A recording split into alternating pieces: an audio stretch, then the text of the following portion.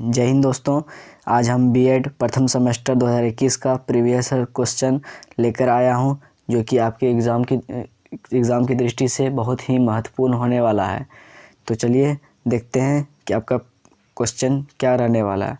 हाँ, इससे पहले हमारे चैनल पर नए हैं तो चैनल को सब्सक्राइब करके बेल आइकन को दबा दें, ताकि इसी तरह के वीडियो मैं लेकर आते ही रहता हूं तो सबसे पहले आपको मिल सके। तो दोस्तों देख सकते हैं आप, ये बीएड फर्स्ट सेमेस्टर का फर्स्ट पेपर है और यह पूर्णांक इसमें जो रहता है वो 100 रहता है और समय आपको 1.5 घंटे। देख सकते हैं निर्देश में क्या दिया हुआ है, खंड अ एवं खंड ब से दिए गए निर्देशों के अनुसार प्रश्नों के उत्तर दीजिए। लघुत्तरीय प्रश्नों के उत्तर की अधिकतम सीमा 150 शब्द, यानी आपको 150 शब्द में उत्तर देना है खंड अ का।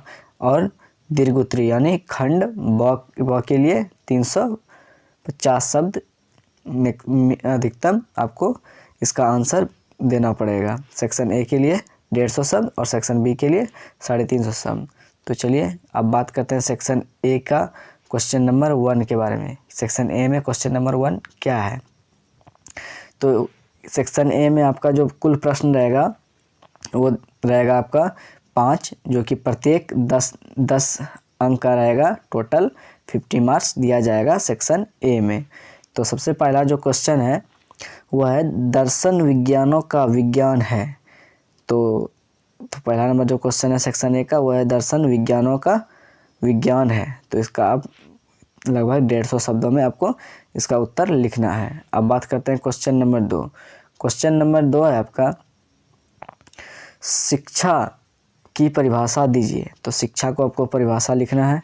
अब बात करते हैं क्वेश्चन नंबर 3 की। क्वेश्चन नंबर देखते हैं दोस्तों 3 क्या है। क्वेश्चन नंबर 3 है आपका उपनिषद क्या है। तो व्हाट इज अनपैरेज्ड। तो उपनिषद क्या है इसके बारे में आपको लिखना है। अब बात करते हैं क्वेश्चन नंबर 4 की। क्वेश्चन नंबर 4 है आपका बौद्ध दर्शन में छात्र शिक्षक संबंध कैसे थे। तो बौद्ध दर्शन में छात्र और शिक्षक का संबंध कैसा था उसके बारे में वर्णन इसको करना है। अब बात कर लेते हैं क्वेश्चन नंबर 5 की। क्वेश्चन नंबर आपका 5 है। क्वेश्चन नंबर 5 है आपका आदर्शवाद के मूल सिद्धांत क्या है। तो आदर्शवाद का what are the fundamental principle of idealism. तो इसका जो आपका आंसर लिखना है। अब बात करते हैं क्वेश्चन नंबर 6 की। क्वेश्चन नंबर 6 है आपका महात्मा गांधी के अनुसार शिक्षा क्या है। तो महात्मा गांधी के अनुसार शिक्षा क्या है वो आपको लिखना है। तो ये बहुत ही आसान क्वेश्चन आता है, बस आपको समझ के 150 वो शब्दों में आपको आंसर पूरा कर देना है। ज़्यादा इसमें कोई हार्ड नहीं होता है। अब बात करते हैं क्वेश्चन नंबर 7 की। क्वेश्चन नंबर 7 है आपका एनी बेसेंट के अनुसार एनी बेसेंट के अनुसार स्त्री शिक्षा क्या है। तो एनी बेसेंट के अनुसार आपको लिखना है शिक्षा क्या है। एनी बेसेंट के अनुसार स्त्री शिक्षा क्या है। अब बात करते हैं क्वेश्चन नंबर 8 की। क्वेश्चन नंबर 8 है आपका सामाजिक परिवर्तन क्या है।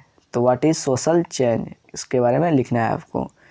तो आप चैनल को सब्सक्राइब कर लीजिए, इसी तरह का मैं वीडियो हमेशा लेकर ही आते ही रहता हूं। तो हमारे चैनल इन्फॉर्मेशन बाय रितेश को सब्सक्राइब करके रख सकते हैं। अब बात करते हैं क्वेश्चन नंबर 9 की। क्वेश्चन नंबर 9 है आपका सामाजिक व्यवस्था से आप क्या समझते हैं। तो सामाजिक व्यवस्था से क्या समझते हैं उनके बारे में लिखना है। अब बात करते हैं क्वेश्चन नंबर 10 की। क्वेश्चन नंबर 10 है आपका राष्ट्रीय एकीकरण का क्या अर्थ है। तो राष्ट्रीय एकीकरण का क्या अर्थ है इसके बारे में आपको लिखना है। अब बात करते हैं क्वेश्चन नंबर 11 की। क्वेश्चन नंबर 11 है आपका आर्थिक विकास में शिक्षा की भूमिका स्पष्ट कीजिए। तो आर्थिक विकास में शिक्षा की भूमिका स्पष्ट करना है आपको। अब बात करते हैं क्वेश्चन नंबर देखते हैं क्या है। अब क्वेश्चन नंबर बात करते हैं 12 की। क्वेश्चन नंबर 12 है आपका संस्कृति और सभ्यता का अंतर स्पष्ट कीजिए। तो संस्कृति और सभ्यता का अंतर स्पष्ट इसमें आपको करना है। अब बात कर लेते हैं सेक्शन बी की, जो कि आपका दीर्घोत्तरीय प्रश्न है, जो कि इसको 350 शब्दों में लिखना है। तो अब बात कर लेते हैं क्वेश्चन नंबर इसका 1 का। इसका अगर पैटर्न आपको देखना चाहें तो इसमें जो आपका कुल पैटर्न रहेगा वो 25 × 2, यानी किन्हीं 2 प्रश्नों का उत्तर लिखना है इसमें। तो 2 तो इसमें प्रश्न लिखेंगे खंड बी में। खंड बी में आपको कितना प्रश्न लिखना है, 2 क्वेश्चन लिखना है, जो कि वो 25 नंबर का एक क्वेश्चन रहेगा और टोटल 50 मार्क्स रहेगा। चलिए तो देखते हैं क्वेश्चन नंबर 1 क्या है। क्वेश्चन नंबर 1 है, शिक्षा से आपका क्या अभिप्राय है? प्रजातांत्रिक नागरिकता को विकसित करने हेतु इसके उद्देश्य की विवेचना कीजिए। तो क्वेश्चन नंबर 1 हो गया। अब बात करते हैं क्वेश्चन नंबर 2 की। क्वेश्चन नंबर 2 है आपका, चलिए देखते हैं क्वेश्चन नंबर 2 क्या है। क्वेश्चन नंबर 2 है आपका बौद्ध दर्शन का सामान्य परिचय दीजिए और इसके शैक्षिक विचारों की विवेचना कीजिए। तो इसका जो आपका आंसर है वो लगभग 350 शब्दों में आपको लिखना है। अब बात करते हैं क्वेश्चन नंबर 3 की। क्वेश्चन नंबर 3 है आपका, प्रकृतिवाद से आप क्या समझते हैं? शिक्षा पर इसके प्रभाव की विवेचना कीजिए। तो प्रकृतिवाद से क्या समझते हैं और शिक्षा पर इसके क्या प्रभाव रहने वाला है, उसके बारे में आपको इसका डिस्कशन करना है।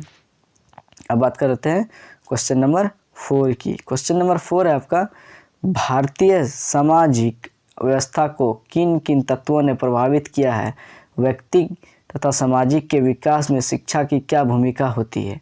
तो इसका जो आपका राइट आंसर है वो आप लिख सकते हैं। एक कोई हार्ड क्वेश्चन नहीं आता है इसमें, बस समझने का दिक्कत है। आप समझ के इसको अपने अनुसार बैठा के लिख सकते हैं। अब बात कर लेते हैं क्वेश्चन नंबर 5 की।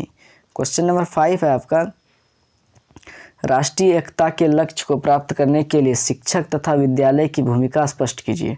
तो राष्ट्रीय एकता के लक्ष्य को प्राप्त करने के लिए शिक्षक तथा विद्यालय दोनों की भूमिका इसमें लिखना है। अब बात कर लेते हैं क्वेश्चन नंबर 6 की। क्वेश्चन नंबर 6 है आपका, शैक्षिक नियोजन के विभिन्न प्रकारों की विवेचना कीजिए। तो शैक्षिक नियोजन के विभिन्न प्रकारों की विवेचना करना है, इसमें आपको करना है। अब देखते हैं अगला क्वेश्चन नंबर 7 की।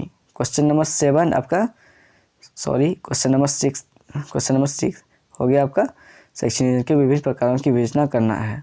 तो चलिए दोस्तों, आज के लिए बस इतना ही। इसी तरह के वीडियो के लिए बने रहिए। Information by Ritesh.